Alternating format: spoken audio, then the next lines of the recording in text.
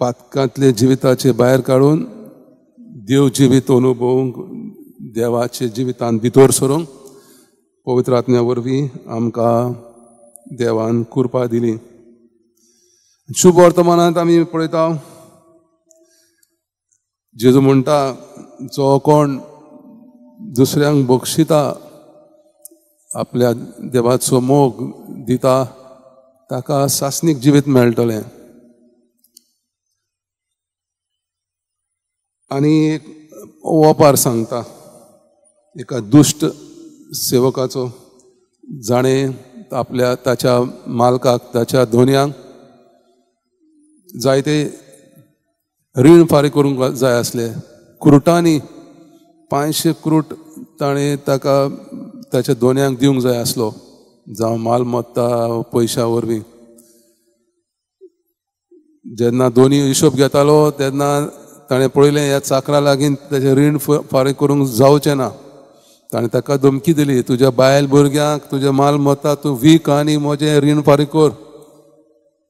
मातसो राव, तोकूस घेवन हांव तुजें रीण परतून दितलो म्हूण तो दोनया लागीं मागता. दोया मागता.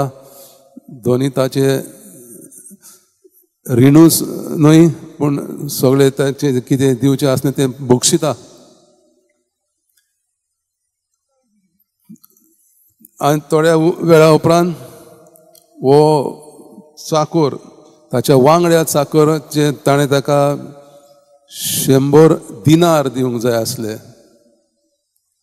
ते दिना म्हणून ताची गोमटी पिडून ते रीण फारीक करूसर ताका बोनकोणीन घालता. हे दुसरे दुखवलेले ताचे वांगडी सेवक धोनयाक वचून सांगतात अशें अशें केलां.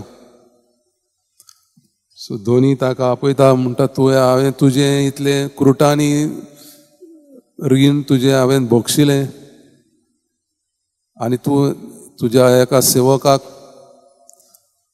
थोडे लाख पयशे तुका परतून दिवचे आसले ताका तूं बक्षिना. दोनी ताका